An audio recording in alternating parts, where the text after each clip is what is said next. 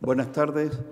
Vamos a dar comienzo a la sesión pública de la toma de posesión como académico correspondiente en Madrid del excelentísimo señor don Emilio de Diego,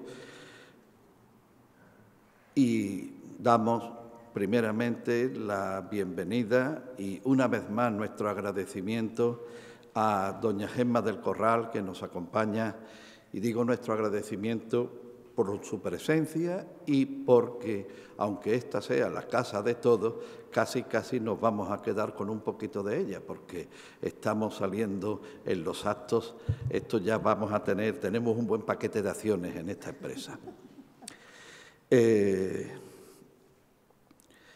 Es, y lo he dicho en muchos actos como este, uno de los más importantes de los que nuestra academia celebra. La recepción de un académico correspondiente o numerario es el acto en realidad más importante, porque una academia es, como bien decía nuestro presidente, don Alfonso Canales, una academia es lo que los académicos sean. La incorporación del profesor de Diego, como ustedes tendrán ocasión, no es baladí, y una persona de su prestigio, del reconocimiento que merece y de su entidad intelectual es siempre bueno para la academia. La señora secretaria puede dar lectura al particular del acta en el que consta la elección del profesor de Diego como académico correspondiente.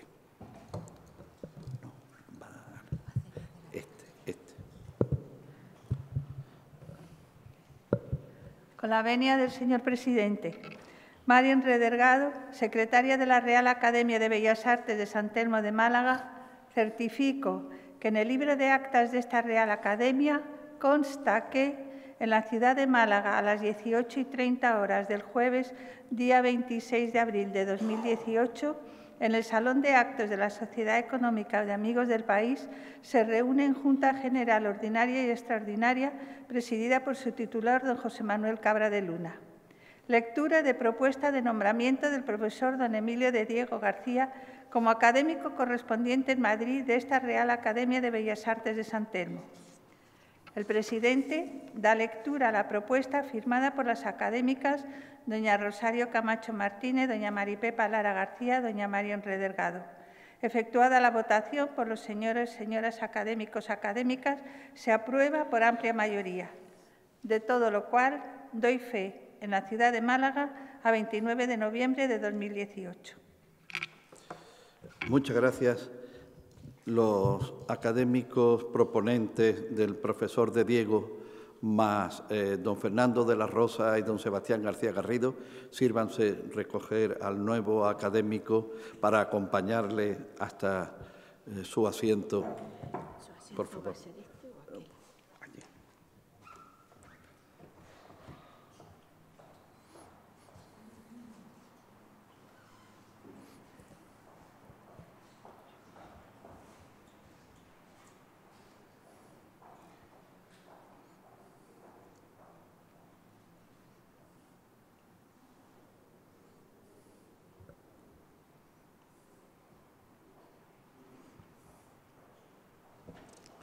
En pie, por favor.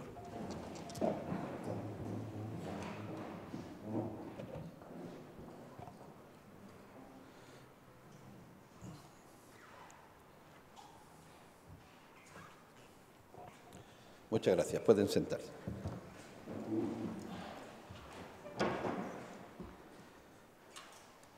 Muy brevemente, para agradecer su presencia, para agradecer nuevamente a doña Gemma del Corral la suya, al presidente de la Academia de Ciencias, a todas las académicas y académicos que nos acompañan y a los demás amigos de nuestra institución.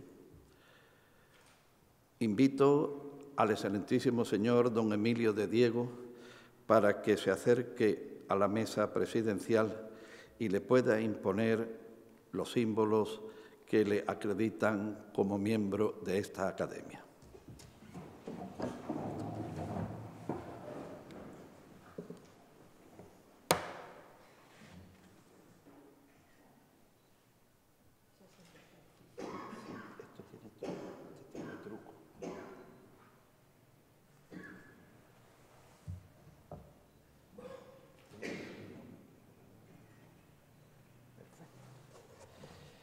Reciba, señor profesor don Emilio de Diego, estos símbolos en señal de que desde ahora pertenece como académico correspondiente en Madrid a esta Real Academia de Bellas Artes de San Telmo y que con ello asume el compromiso de fomentar la creatividad artística, así como el estudio, difusión y promoción de las artes y del patrimonio cultural, histórico-artístico y medioambiental, y muy particularmente de la pintura, la escultura, la arquitectura, la literatura y la música y las artes visuales.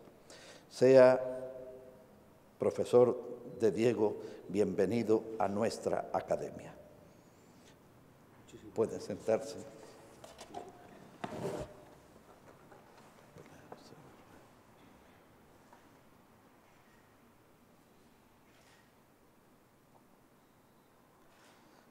Una vez guarde el diploma, puede tomar posesión. Ah, no, después. La laudatio nuestra después.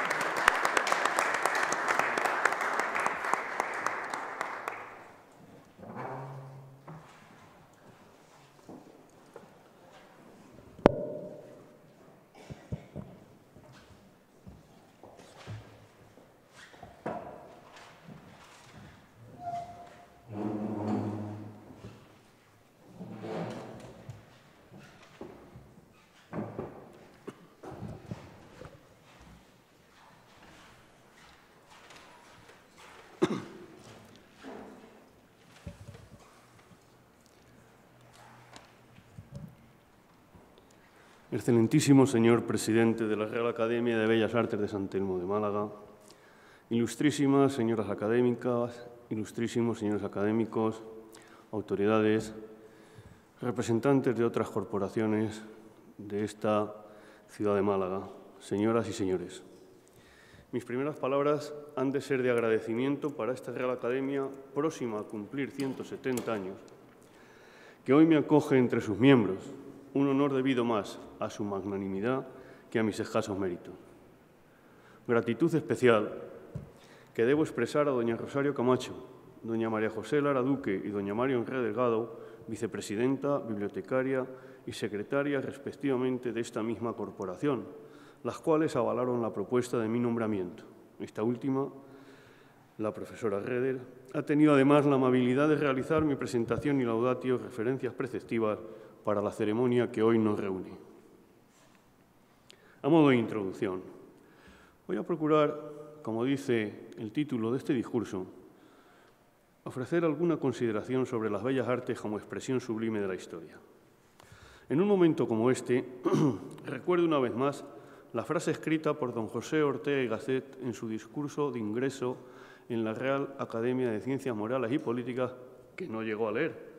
Acogiéndose a don Quijote, decía don José modestamente: «Vengo a esta casa con el escudo en blanco y sin empresa alguna».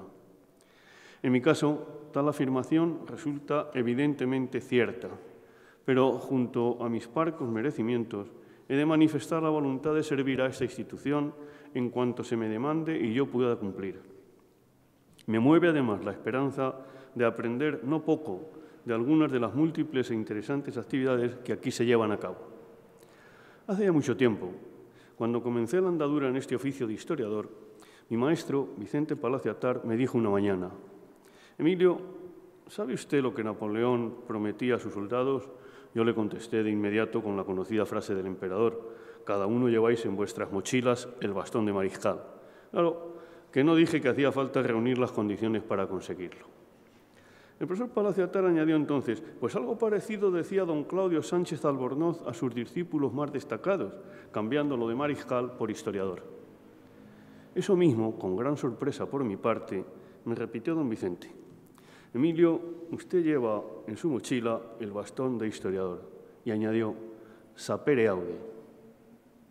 Nunca antes hice pública esta anécdota que tan profunda huella dejó en mi vida. Desde entonces me atreví siempre, y con disposición parecida a la que Julián Marías manifestaba tener ante su compromiso como español, yo como universitario afirmé, por mí que no quede.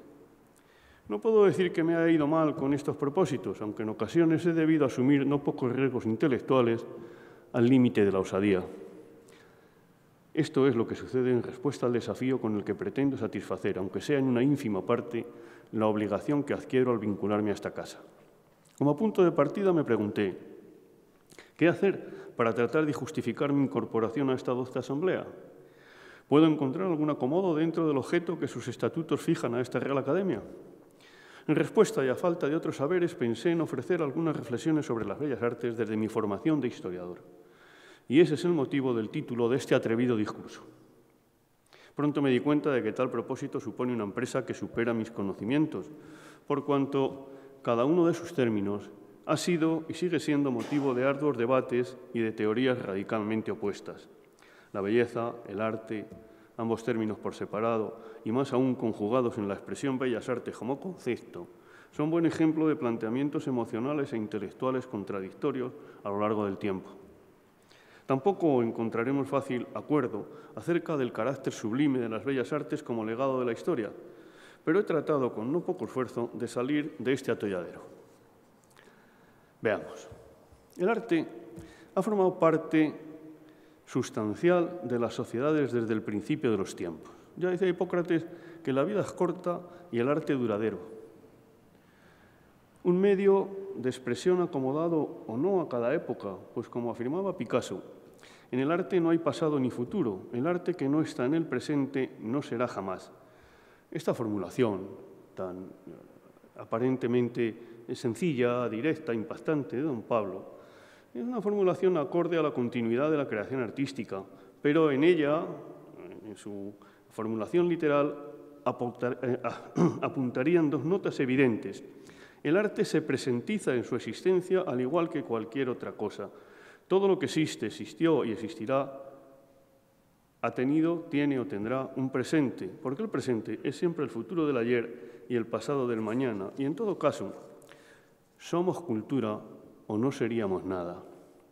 Habitamos la herencia del pasado que nos modela sobre un conjunto de conocimientos, ideas, tradiciones y costumbres que nos caracterizan, es decir, nuestras señas de identidad. A través de ellas sabemos quiénes somos y, en consecuencia, qué podemos ser. Mirar al futuro. Vista así, en su definición más extensa y operativa a la vez, la cultura expresa en buena medida una amplia simetría con la historia. Esta es una de las justificaciones para que pueda ofrecer algunas de las reflexiones de historiador sobre bellas artes. Como resultado de estas, me atreveré, sobre todo, a intentar provocar un ejercicio similar en alguno de ustedes. No a dictar doctrina, sino a despertar alguna inquietud intelectual en la medida de lo posible. Aproximación a las bellas artes, el papel fundamental del 700. Confieso que, de modo más o menos consciente en relación con el tema de este discurso, sonaron muy pronto en mi memoria los ecos de aquella disertación de Jovino en la tarde del 14 de julio de 1781 en la Real Academia de San Fernando. Una intervención dedicada al elogio de las bellas artes. Esta evocación mía se produjo seguramente porque me unen al recuerdo de don Baltasar Melchor Gaspar María de Jovellanos, una gran admiración por su figura y otros motivos circunstanciales, algo tan casual como que nací el mismo día que él murió. Claro que 136 años después de que nuestro más notable ilustrado viera este mundo por última vez. Además, el azar me hizo patrono de la Fundación Ateneísta de Asturias y del Ateneo Jovellanos de Gijón, y por tanto he estudiado algo la obra de tan ilustre asturiano. Comparto con quienes estiman sus consideraciones sobre las bellas artes el inicio de nuestra historiografía moderna de la pintura, más aún su apreciación del arte como vehículo de trascendencia espiritual. Pero en esta aproximación a las bellas artes habré de remontarme unas décadas atrás.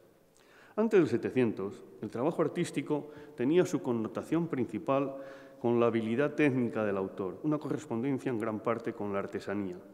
Aunque diversos tratadistas sitúen la invención en el Renacimiento, lo cierto es que la expresión bellas artes, difundida sobre todo por la Escuela de París, puede provenir del libro de Salvator, publicado en 1746, Las bellas artes reducidas a un mismo principio, a un único principio. De cualquier forma, sería en el siglo XVIII cuando el concepto y la clasificación de las expresiones artísticas que podrían incluirse en tal categoría de bellas artes, arquitectura, escultura, literatura, música y pintura, fue tomando carta de naturaleza en medios académicos. Con el paso del tiempo, esta relación de materias se iría ampliando. ¿Cuál sería la característica común a todas ellas? La consideración del arte como la imitación de la belleza de la naturaleza. Un principio de lejanas concomitancias platónicas que iría cambiando al correr del tiempo hasta llegar a la refutación total de ese postulado. Pronto se afirmaría que el arte debe superar a la naturaleza para provocar emociones más agradables que el propio modelo. Y ya mucho más recientemente, de Oscar Wilde, André Gide, pues nos encontraríamos con que se había invertido la formulación primera y no era el arte el que imitaba a la naturaleza, sino que se postulaba que la naturaleza era la imitación del arte. Todo un recorrido, como vemos, a propósito ya de la consideración más o menos clásica de las bellas artes. El siglo XVIII no solo acuñaría la expresión bellas artes, sino que además cimentaría el concepto capital de estética de la mano de Baumgarten, algo que Wilkeman había situado ya en el ideal griego clásico de la calocagotia, la educación de la belleza y la virtud, en la cual la finalidad del arte sería la belleza pura. Mientras, por ese mismo tiempo, en paralelo con esta concepción ideal, un tanto espiritualista, en la teoría de la estética a partir del mundo anglosajón arrancaba de las formulaciones de Locke y Shaftesbury, cuya síntesis realizaría Hutchinson. La influencia de Locke en clave sensualista deriva acaso de su condición de médico y pone el énfasis en que toda percepción deviene de la sensación. Introduce así la relevancia de la participación del receptor en la belleza, ponderando la subjetividad y dimensión relativa de la misma. Lo bello es lo que hace gozar a los sentidos, una teoría que avanza en Burke, para quien las sensaciones percibidas dependen del efecto de la forma y color de los objetos sobre las células nerviosas. Por esta senda llegaremos a algunas de nuestras reflexiones más en consonancia con la actualidad. Tendremos ocasión de verlo. Volvamos sobre la belleza. En un principio, desde 700, de esa concepción de las bellas artes, la belleza, con mayúsculas cuando nos referimos a esa dimensión, existiría desde los cánones del clasicismo por encima de la moda o de cualquier consideración, trascendiendo las limitaciones subjetivas, pero hemos visto cómo de inmediato comienza a acotarse desde el otro extremo del discurso histórico, desde el receptor en relación con el emisor.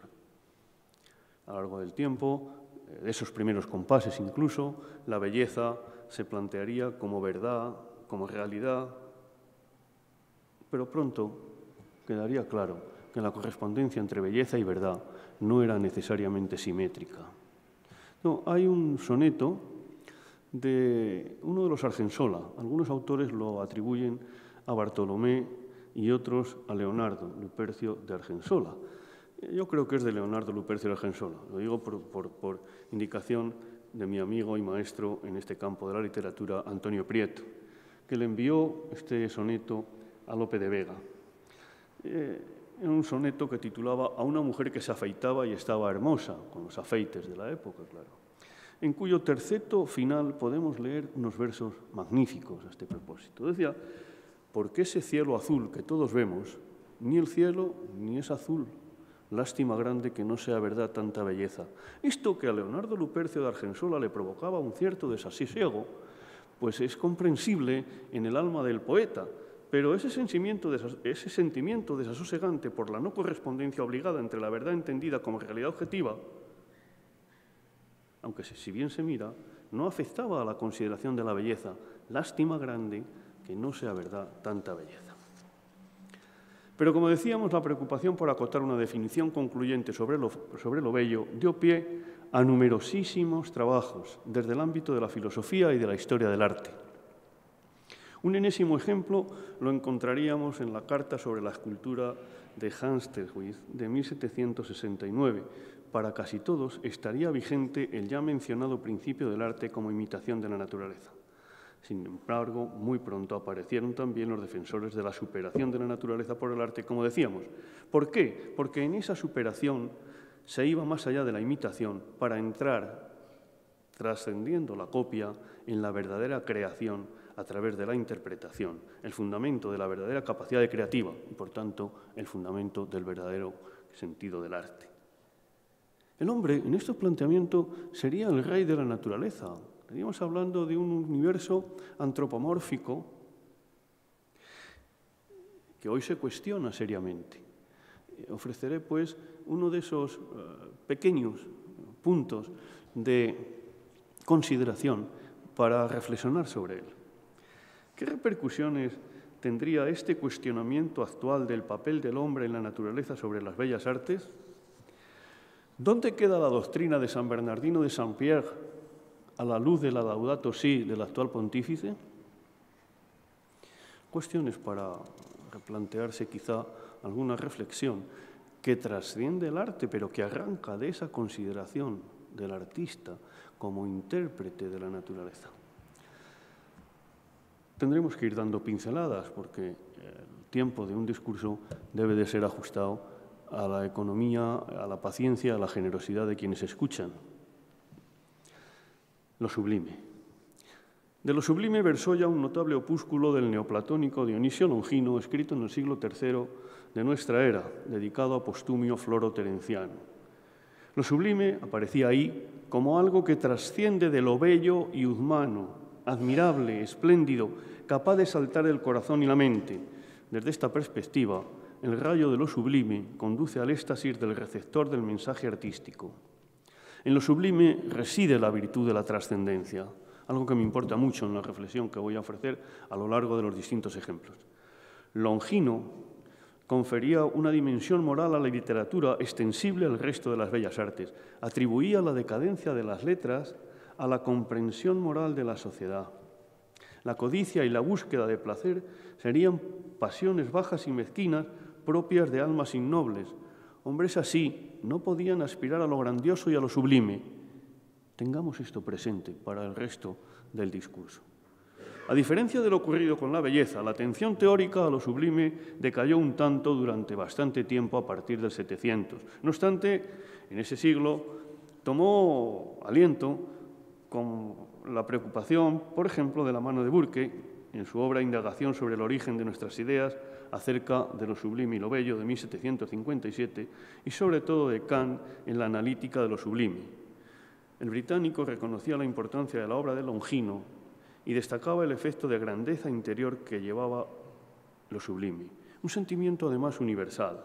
A partir de entonces, la expresión sublime, porque aquí cabe considerar las bellas artes, sea más o menos amplio o restringido el concepto que de ellas tengamos, es la que se asienta como referencia permanente.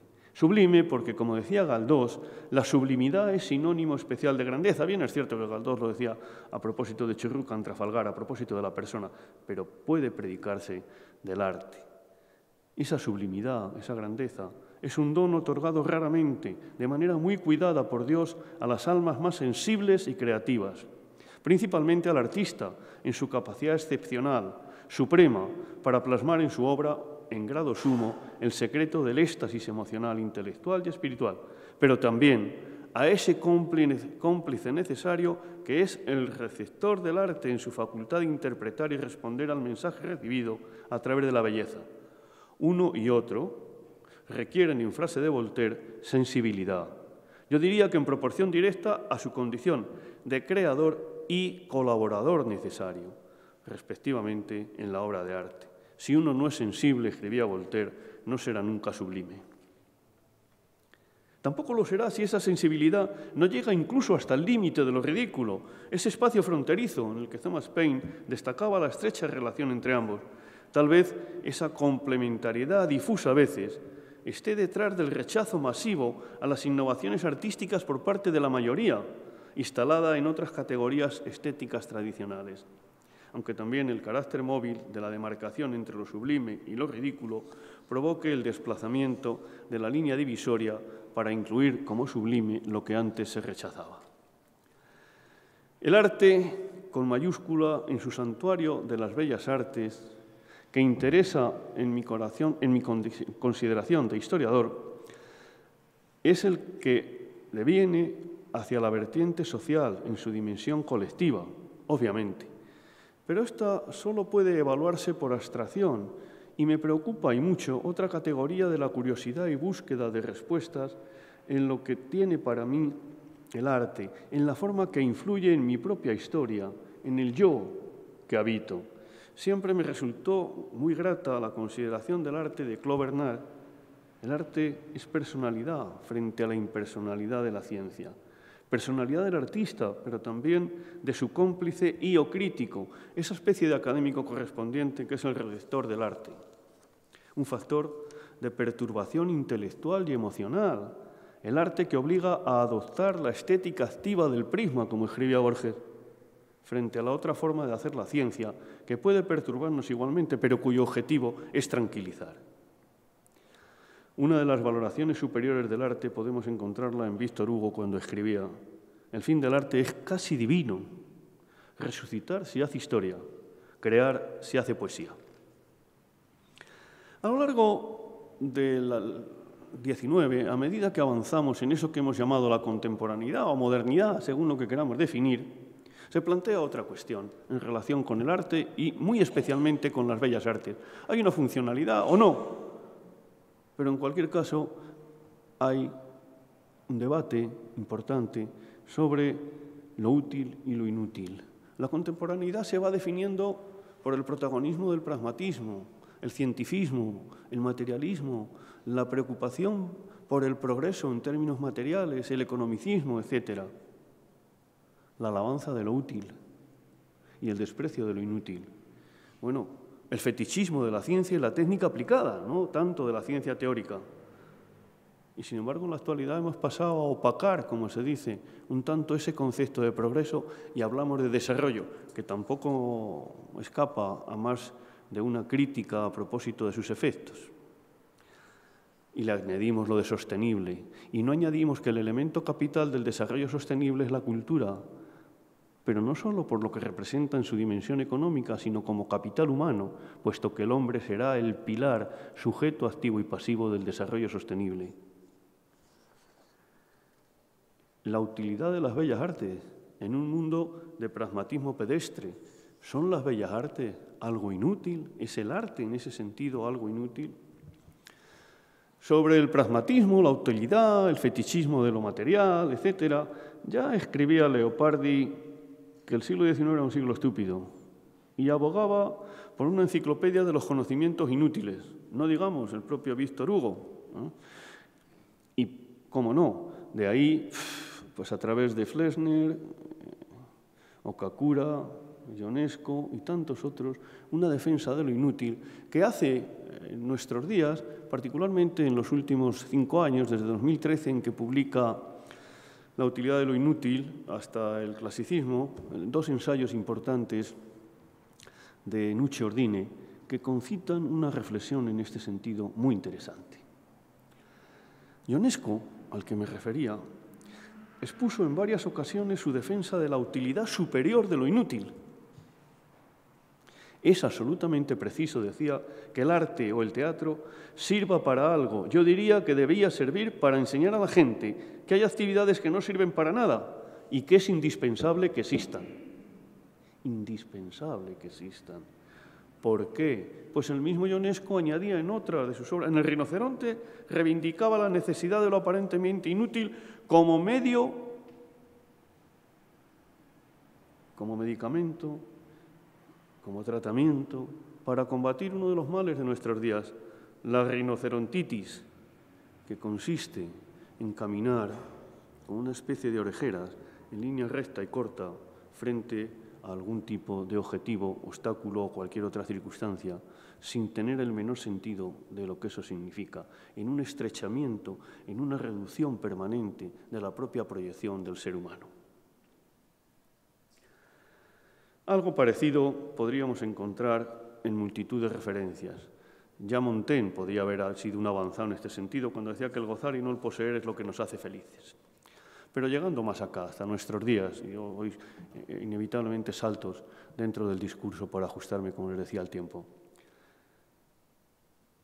En un discurso que se hizo célebre, Foster Wallace contaba una anécdota reveladora de hasta qué punto es imprescindible romper la dinámica de la cerrazón economicista y utilitarista, cuando se refería al suceso de un pez viejo, que una mañana se encontró en el río a dos peces jóvenes y les dijo: ¿qué? ¿Cómo está hoy el agua?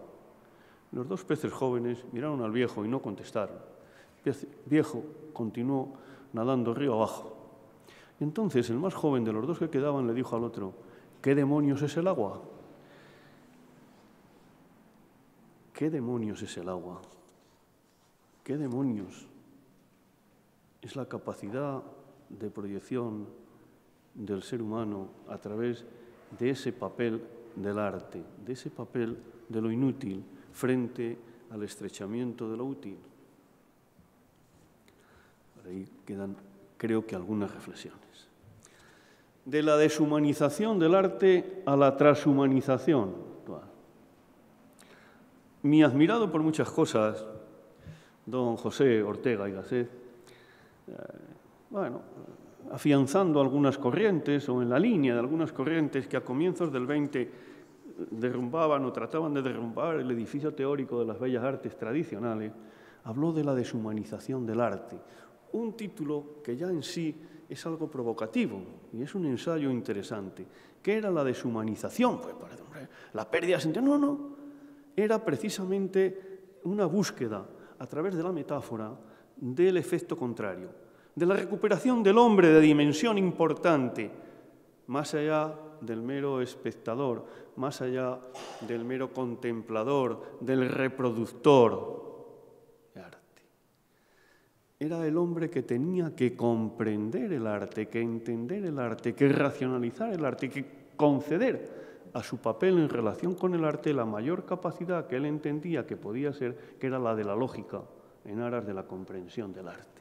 Y a eso lo llamaba la deshumanización del arte, porque el arte humanizado anterior era un arte melodramático, un arte dirigido fundamentalmente al sentimiento. Era un planteamiento provocativo, interesante, radical, y hoy, como tendremos ocasión de ver, también extraordinariamente viejo y obsoleto, pero esto lo veremos ahora en la frontera de la transhumanización, otro término que nos impacta seguramente. Pero por aquellos años no era solo Ortega, esto lo decía Walter Benjamin, o aquí entre nosotros gente como Ayala o como Jardiel Poncela, y todos se repetían más o menos en esa línea sobre el arte. Si la deshumanización del arte advertía a Ortega el imperativo de la modernidad, ahora en el tobogán de la transhumanización nos enfrentamos al enorme desafío de reinventar al hombre. ¿Cómo superar el post en el que se escudan todos los post?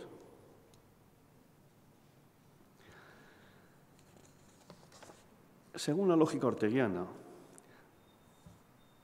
en la deshumanización pesarían las limitaciones impuestas al conocimiento racional por su dependencia fisiológica.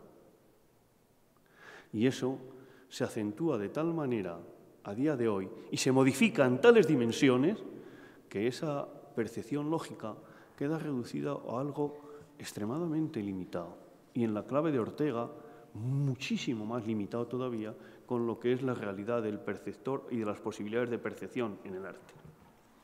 Ya Cabanis, ¿cierto? Esto ya en el mismo siglo XVIII, en la estela del sensualismo empirista, otro tratadista, como es conocido, de la estética y del arte, médico también de formación, definía el pensamiento como una secreción del cerebro, la capacidad neurológica y con ella la subjetivización de la percepción de la obra de éste podría alterarse por la ingesta de determinados medicamentos, hasta que habría la posibilidad, según este planteamiento, de modificar sustancialmente esa percepción. Bueno, eso era en el siglo XVIII, eso era el anuncio de lo que se podía hacer. Ahora veremos. Desde la percepción y la concreación, algo está claro, somos arte. Por eso me interesaba tanto la reflexión sobre el arte en ese yo que habito. El artista crea, produce la obra, el medio, pero el receptor concrea, y todos somos receptores de nuestra capacidad de percibir ese arte, de nuestra capacidad de concrear, depende nuestra propia capacidad de desarrollo como seres humanos. Y además plantea otras cuestiones capitales. ¿El arte puede aumentar las diferencias entre los diferentes grupos sociales o igualarlas? ¿Qué significa ese fenómeno de afluencia masiva que yo, cuando paso muchas mañanas o tardes por delante del Museo del Prado, veo con un entusiasmo como si fuera a disputar dentro de los muros del Caserón de Villanueva algún espectáculo deportivo? Veo colas enormes, gente que... ¿Qué significa esto en relación con el arte, con la comprensión del arte, con el significado del arte? Como afirmaba Borac, el arte es la expresión de la sociedad. Esta sociedad nuestra es la sociedad que acude en masa a ver una exposición, un cuadro, una referencia. ¿Con qué capacidad? ¿Cómo concrea? ¿Cómo interacciona? Ya Heidegger entendía la estética como estados sentimentales subjetivos y el arte como expresión de la vida del ser humano, basado en la metafísica de la subjetividad. La percepción, el Vernichten, alemán, la vivencia, el Erleben.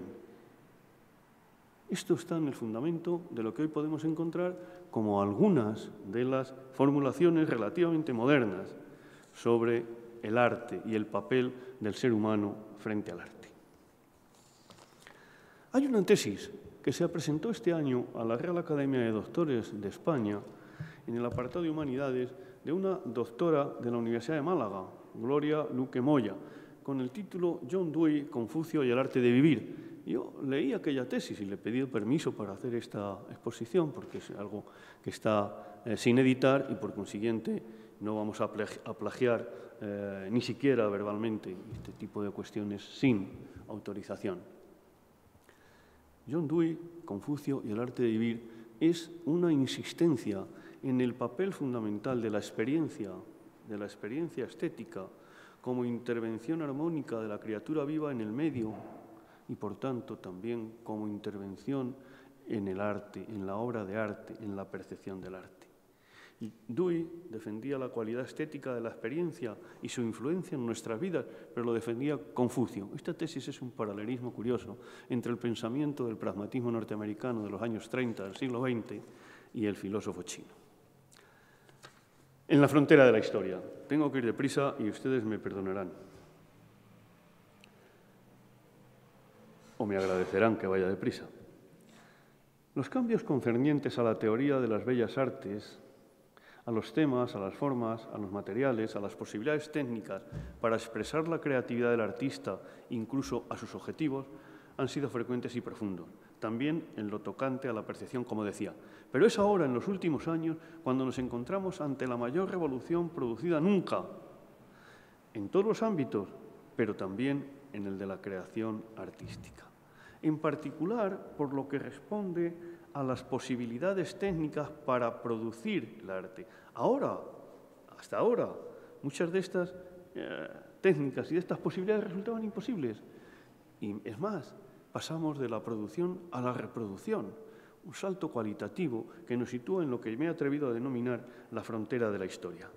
Algo similar cabría decir de los nuevos soportes del lenguaje artístico, de la capacidad de transmisión, de la recreación, etcétera, todo en un tiempo y espacio nuevo. ¿Y qué decir de las innovaciones tecnocientíficas como la impresión en 3D y pronto en 4D, el Internet de las cosas? Estamos en la frontera de la historia y obligados a un replanteamiento de cuál es nuestro papel como elementos inseparables de esa realidad. Pero especialmente en el receptor del producto artístico, los avances en disciplinas tales como la neurotecnología o la biomedicina, por citar solo algunas, permiten ya, como en el caso de la primera, influir en el pensamiento y en la conciencia y lograr la decodificación del pensamiento humano, de aquello que intuía Cabanis de que se podía alterar a esto que ya es una realidad, ¿no? En esa dimensión en esa frontera en la que estamos, en la transhumanización. ¿Cómo participar en la creación artística, en la recepción artística? Y no digamos nada de la biomedicina o la farmaquímica. Cuando llegamos a la identificación de hormonas como la fenitalitamina, que es la hormona de la felicidad, y que, aquello que nos producía el arte lo podemos sustituir por una hormona, aquello que decía Montaigne, que lo que nos hace felices es gozar, no lo que tenemos. No, pues realmente nos situamos en la frontera de la historia. En una modificación en los factores intelectuales, las emociones y las sensaciones del ser humano. Esto sin entrar en el campo de la inteligencia artificial y de la robótica que continúan a partir de ahí. Estamos ante una percepción muy diferente en cuanto a la experiencia del receptor, un contexto histórico en el que se tambalean gran parte de los postulados de todo tipo. ¿Cuál puede ser el sentido de las bellas artes hoy? Es una pregunta importante. Y en esa pregunta importante yo sí me atrevo, para cerrar mi intervención, para terminar, a apuntar algo que, en consonancia con determinadas reclamaciones de una sociología cultural última, buscando un mayor rigor frente a esta difusión débil de las teorías en el ámbito de las ideas, reivindicar la sublimidad como rasgo inherente de las bellas artes y asidero en tiempos difíciles. Y me atrevo a decir lo siguiente. Cuando el malestar, la angustia o la desorientación apuntan en forma de distopías varias, la reflexión que ofrecen y demandan las artes en su máxima expresión, es decir, las bellas artes, ofrece la posibilidad de trascender cualquier situación. Porque, y vuelvo a Argensola, por encima sigue estando la belleza. Sigue estando la belleza en su máxima expresión, eso que llamamos bellas artes. No digo con ello que tengan un sentido mesiánico, ni que representen el único asidero hacia el futuro, hacia la superación de todo. Pero sí digo que pueden ayudar a ir más allá de esa especie de distopía nihilista a la que conduce el post sin contenido. Comparto con Ernst Bloch su afirmación de que pensar significa trascender. ¿Qué cosa? Ya acabamos de decir que el pensamiento se puede interferir. Es una frontera de la historia. Pero comparto todavía el postulado de Bloch. Pensar significa trascender en diferentes modos y aspectos. Este es otro desafío inmediato para una reflexión que cualquiera de ustedes está tentado de hacerse seguramente. Pensar significa trascender. Y en eso sí estaríamos ya con la deshumanización, conectándote. Pensar es trascender, en todo sentido. Pero además se puede trascender incluso con mayúsculas. Se puede trascender hacia Dios. Se puede trascender a la manera que Jovellanos consideraba que aquellas bellas artes concentradas en determinados espacios como un templo, llevaban a los fieles a un estado de emoción que les transportaba más allá de la realidad sensorial, material, inmediata. Hacia Dios, o con minúsculas, en otras coordenadas menores espaciotemporales que limitan la división del hombre, pero trascender en lo individual y concreto y en lo colectivo. Pensar el arte como desafío constante hace posible ese empeño renovador. Y me atrevería a titular esto con un título de la obra de Bloch, El principio esperanza. El principio esperanza que nos puede permitir ir más allá de lo que algunas de las últimas teorías, por ejemplo, las utopías estéticas en tiempos de revuelta, que constatan un paso otra vez a la utilización del arte como herramienta de combate, a la ocupación espacial, a la estética agresiva contra el sistema establecido. Bien, pues el principio esperanza. La búsqueda de un arte bello, incluso en sentido canónico, aunque la belleza no se limite solo a eso.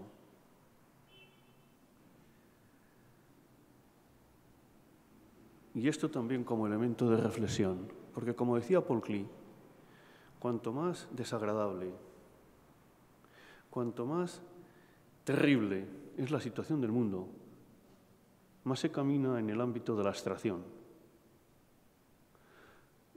La armonía, la paz, el orden, produce un arte más bello y realista.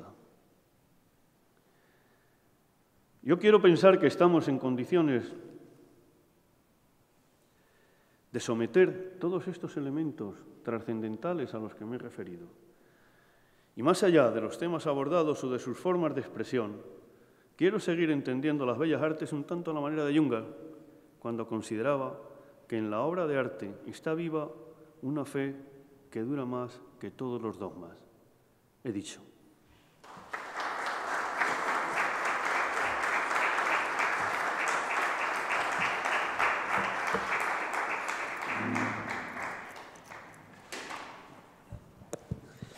Muchas gracias a nuestro nuevo académico por su brillantísimo, ilustrativo y pedagógico discurso. Le invitamos a sentarse allí y tiene la palabra la señora secretaria para efectuar la laudatio y contestación al discurso del nuevo señor académico.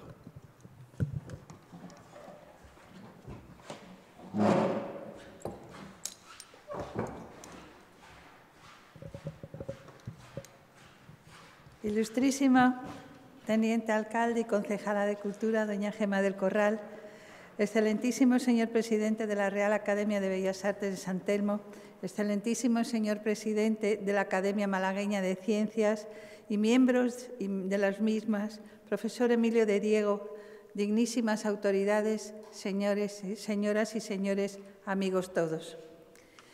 Es para mí un gran honor y también una responsabilidad pronunciar la laudatio del ilustrísimo profesor doctor don Emilio de Diego, a quien nos honramos en recibir en este acto como académico correspondiente de nuestra corporación en Madrid.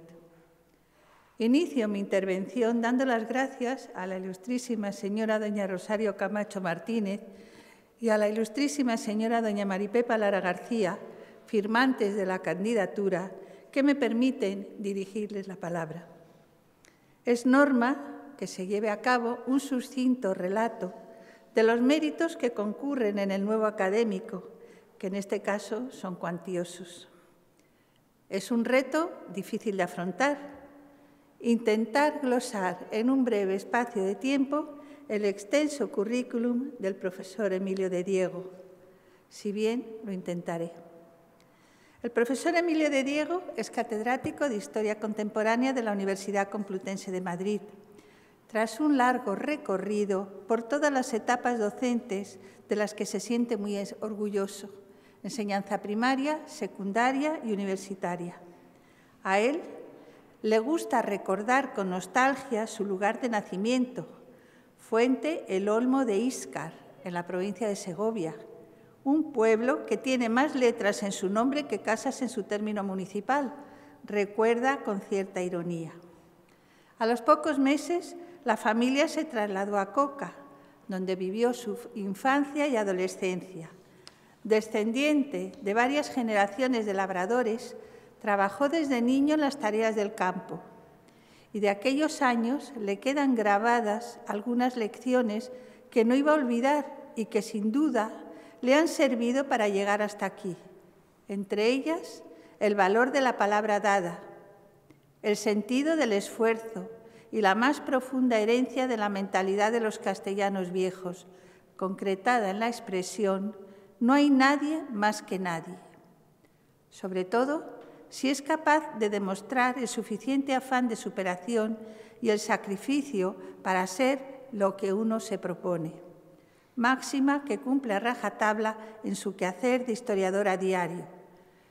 Hoy en día, el esfuerzo personal se encuentra bastante denostado. El profesor Emilio de Diego cursó estudios de bachillerato gracias a dos circunstancias bien distintas, pero igualmente determinantes para su futuro. La voluntad de su padre, decidido a dar a sus hijos las oportunidades que él no tuvo, y la apertura en Coca a mediados de la década de 1950, del Instituto Laboral Francisco Franco. En aquellas aulas mostraría bien pronto su afición al aprendizaje de la historia, dentro de las asignaturas del plan de educación entonces vigente, hasta el punto que algunos de sus compañeros le motejaron como el historiador. Pienso que quizá tuviera que ver en esta temprana afición por la historia el imponente castillo que protege la villa y su alfoz, ante el cual el joven, en sus ensoñaciones, veía luchar aguerridos guerreros contra la morisma enemiga que pretendía traspasar el foso y asaltar la muralla defensiva. Así lo consiguió Almanzor y, más adelante, Alfonso VI. Incluso el propio Napoleón estableció en 1808 sus tropas en el castillo. Pero sigamos el discurso. Terminado el bachillerato, siguió sus estudios de magisterio en la Escuela Normal de Segovia, los cuales concluyó brillantemente y, tras ingresar por oposición en el cuerpo del Magisterio Nacional, se dedicó a la enseñanza primaria durante algunos años. Después, simultaneó sus obligaciones profesionales con los estudios en la Facultad de Geografía y Historia de la Complutense, obteniendo el Premio Extraordinario de Licenciatura, así como el Premio Nacional de Terminación de Estudios Universitarios, tras la defensa de su tesis doctoral, en la que obtuvo sobresaliente cum laude por unanimidad. Calificación que también obtuvo en el doctorado en Derecho, así como el Premio Extraordinario de Doctorado. Y a partir de 1983 se incorpora a la docencia universitaria en la Universidad Complutense de Madrid, si bien imparte enseñanzas en otras instituciones como las universidades norteamericanas en Marquette, Michigan, California State, en la UCLA, en Wisconsin, dentro del grupo de universidades reunidas, en la Escuela Diplomática y en el Fondo Social Europeo. No solo ha impartido asignaturas de Historia Contemporánea en distintos foros, sino que ha colaborado en el Departamento de Historia del Arte en diversos cursos académicos, y de ahí también el título de su discurso de ingreso. Pero ciertamente en cualquiera de los escenarios en los que ha tenido la oportunidad de enseñar, ha procurado siempre despertar la inquietud intelectual y mejorar la capacidad crítica de sus alumnos, mediante la reflexión desde el rigor académico y la tolerancia. Solo así ha podido mantener simultáneamente su propio afán de aprender. El profesor Emilio de Diego profundiza, penetra, ahonda, analiza, indaga, examina, inquiere, sondea un hecho concreto, una situación específica, una coyuntura, una estructura determinada. Analiza las posibles causas políticas, sociales, económicas, mentales, medioambientales, filosóficas, para lanzar una serie de hipótesis, de suposiciones, de conjeturas, teorías, conclusiones, supuestos, deducciones, evidencias o explicaciones que obligan al alumno, al auditorio, al lector, a realizar un ejercicio mental para formarse su propia opinión, como han podido comprobar en su discurso de ingreso en nuestra institución. Su trayectoria docente ha estado apoyada por una sólida labor investigadora, como no podía ser de otra manera, cuyo campo principal ha sido la historia española del siglo XIX, desarrollada a ambos lados del Atlántico. Su memoria de licenciatura en Historia Contemporánea, que versó sobre el gobierno del general Prim en Puerto Rico, le permitió asomarse al mundo antillano del 800, un espacio al que dedicaría igualmente su tesis doctoral, cuyo tema fue la administración española en Puerto Rico en la primera mitad del siglo XIX. Otros muchos trabajos de investigación, más o menos extensos, le han servido para abordar monográficamente algunos aspectos de la peripecia ochocentista de aquella España de ultramar, sin cuya referencia no se comprende nuestra historia de los siglos XIX y XX. Sobre el ultramar español del 800 haríamos mención igualmente de un buen número de cursos, seminarios nacionales e internacionales en los que ha tomado parte como profesor o de cuya dirección se ha encargado, puesto que varios de ellos dieron pie a publicaciones que coordinó bien solo o en colaboración con otros colegas. Por ejemplo, la guerra en Cuba y la España de la Restauración, Castilla y León ante el 98 y 98ismo en la Europa mediterránea, esta última conjuntamente con el profesor Velarde, y una larga lista que resultaría demasiado extensa para ser expuesta en estos momentos. Pero el ámbito principal de la tarea investigadora del doctor don Emilio de Diego, dentro, como decíamos, de la historia de España en el siglo XIX, se ha volcado aún más en su parte europea, desde los umbrales de la edad contemporánea hasta la crisis finisecular del 98.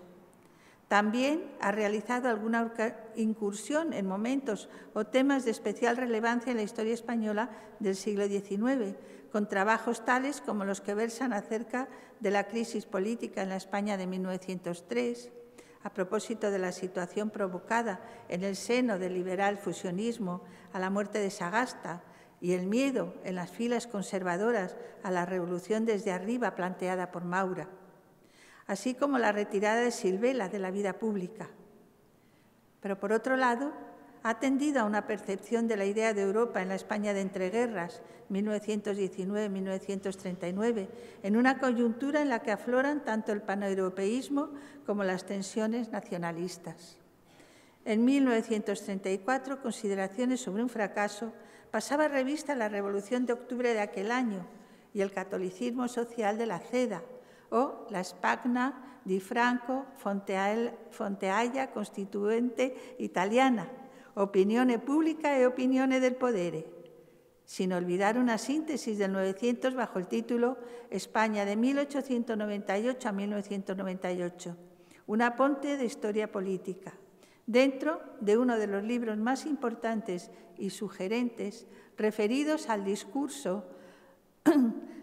discurrir de nuestro país a lo largo del siglo XX, dirigido por el mencionado profesor don Juan Velarde y titulado en 1900-2000, Historia de un esfuerzo colectivo, cómo España pasó de la pobreza a la riqueza. El doctor de Diego es autor y coautor de varios libros de síntesis sobre la historia del mundo contemporáneo y la historia de España contemporánea. Y además de haber escrito algunos volúmenes de obras enciclopédicas dedicadas a la historia de nuestro país, como la que publicaba el Instituto Galaj. Ha coordinado numerosos proyectos de investigación científica y desarrollo tecnológico patrocinados por los Ministerios de Educación y Cultura, de la Universidad Complutense, del Ministerio de Defensa, de Economía, de Industria, así como por diferentes instituciones privadas. También son numerosas las tesis y memorias de licenciaturas que él ha dirigido. Aunque no pretendo más que dar unas pinceladas de la obra del profesor de Diego, no puedo omitir la dedicada a uno de los últimos procesos traumáticos de la historia de Europa, el conflicto de los Balcanes y su deriva bélica, un problema capaz de demostrar los límites del europeísmo y la pervivencia de los esquemas decimonónicos, junto al protagonismo de la política norteamericana en el viejo continente. A este respecto, cabría señalar que fue autor del primer libro publicado en España sobre la desintegración de Yugoslavia, al cual siguieron otros dos dedicados a los Balcanes, Polvorín de Europa y los Balcanes ante el siglo XXI. Paralelamente, daría la imprenta una serie de trabajos en torno al mismo asunto, la Europa amenazada, el conflicto yugoslavo, en el libro colectivo Europa Hoy, publicado en Buenos Aires en 1994, o Antecedentes históricos del conflicto de los Balcanes, Yugoslavia desde su creación a su extinción, entre otros. Pero quizá la temática que le ha acercado más a Málaga ha sido la de la Guerra de la Independencia. Presidente de la Asociación para el Estudio de la Guerra de la Independencia, ha impulsado numerosas actividades e investigaciones con motivo del Bicentenario. Desde el año 2002, en que se celebraron las primeras jornadas sobre la Guerra de la Independencia en Málaga y su provincia, 1808-1814, en Málaga, las segundas jornadas en el año 2010 y las terceras en el 2014, el profesor Emilio de Diego ha estado siempre presente, así como en los cursos de verano de la UMA en Ronda y Vélez Málaga, transmitiendo su magisterio a los alumnos y congresistas. Sobre la Guerra de la Independencia nos deleitó con sus monografías España, el infierno de Napoleón, 1808-1814, una historia de la Guerra de la Independencia. La Guerra de la Independencia, un conflicto sorprendente, artículos y ponencias publicadas en revista o actas de congreso, y en colaboración con el profesor Sánchez Arcilla, una magna obra de consulta, el Diccionario de la Guerra de la Independencia. Con respecto a Portugal, son numerosas las publicaciones que destacan la relación tan estrecha entre ambos países como Portugal y España ante la historia, la mirada del otro, percepciones luso-españolas desde la historia, y otros muchos sobre Cánovas y la vertebración de España, Nieto Alcalá Zamora y su época, el ejército español a mediados del siglo XIX, Isabel II y la mujer en el siglo XIX, biografías como las de Prim y un largo etcétera. Es autor, asimismo, de numerosos artículos, ponencias, conferencias, cursos y seminarios. Ha firmado, como no podía ser, numerosos prólogos e introducciones a estudios y ha colaborado con la Real Academia de la Historia en el Diccionario Histórico-Biográfico. Asimismo, ha sido designado como comisario de la exposición itinerante España entre dos siglos, en torno al 98, y patrocinado por Ibercaja. Es académico numerario de la Real Academia de Doctores de España, hasta muy poco secretario general, de la Academia Belga Española de Historia, académico correspondiente de la Real Academia de la Historia y de la Real Academia de Ciencias Morales y Políticas y de mérito de la Academia Portuguesa de la Historia y a partir de hoy de la de San Telmo de Málaga. Es miembro de la Associazione degli Historici d'Europa de Roma, de la CIREMIA, Centro Interuniversitario de la Recherche sur l'Educación del Monde Ibérico e Ibérico-Américain de Tours, de los comités científicos de diversos congresos y seminarios nacionales e internacionales, del Consejo de Redacción de la editorial Actas y de varias revistas, aportes, cuadernos de la Escuela Diplomática, cuadernos de Historia Contemporánea, estudios humanísticos, Mar Océana, del jurado de distintos premios como Ateneo de Gijón, Premio Ejército, Premio de Humanidades Castilla y León, del Premio de Humanidades de la Real Academia de Doctores de España, Premio Virgen del Mar.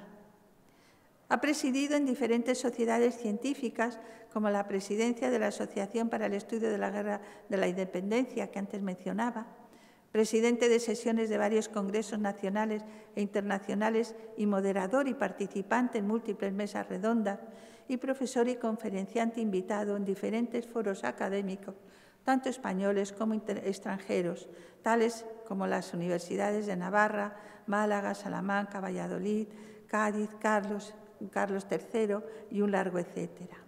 Ha obtenido numerosos premios, Premio Extraordinario de Licenciatura, Nacional de Terminación de Estudios Universitarios, Extraordinario en Derecho, Diego de Colmenares en 2008, finalista del Premio Humanidades de Castilla y León de 1999. Y entre sus muchos méritos podemos enumerar su participación en múltiples programas de información y divulgación en radio y televisión en España, Argentina, Francia y Portugal. Es patrono de la Fundación Ateneísta Asturiana, patrono de la Fundación Juan Velarde, secretario general de los cursos de verano de la Granda, en Avilés, y ha supervisado guiones televisivas sobre la Guerra de la Independencia. Y asimismo ha instituido el Premio Emilio de Diego para promocionar los estudios de historia en el bachillerato. Ahora bien, yo creo que sin duda una de las recompensas más importantes para el profesor Emilio de Diego es recitar junto con su nieto de pocos años los versos de Espronceda de la Canción del Pirata. Con 10 cañones por banda, viento en popa toda vela, no corta el mar sino vuela un velero mercantil. ¿Tendremos otro notable historiador en ciernes? Mucha agua ha pasado bajo el Puente Grande, sobre el Eresma y el Puente Chico, los dos ríos que abrazan la vieja Cauca de sus años de infancia y adolescencia. Pero en el hombre que hoy ingresa en esta Real Academia de Bellas Artes de San Telmo sigue viva la confianza de que el trabajo es la forma más noble para la realización del ser humano y que la dignidad no es objeto de mercado, principios que el nuevo académico correspondiente que hoy ingresa ha sabido mantener en su vocación de historiador, trabajando siempre desde el convencimiento de que la historia, lejos de ser una herramienta de confrontación, ha de constituir en cada momento un saber que ayude al entendimiento entre los hombres y los pueblos, facilitando un mejor conocimiento de sí mismo y de los demás. Al recibir en este acto al profesor Emilio de Diego, queremos agradecerle su generosa aceptación para integrarse en nuestra Real Academia. Efectivamente, nuestra institución se enorgullece con contar entre sus miembros al profesor Emilio de Diego y espera poder contar desde ahora con su valiosa colaboración, para lo que le deseo una larga vida académica. Gracias y sé bienvenido.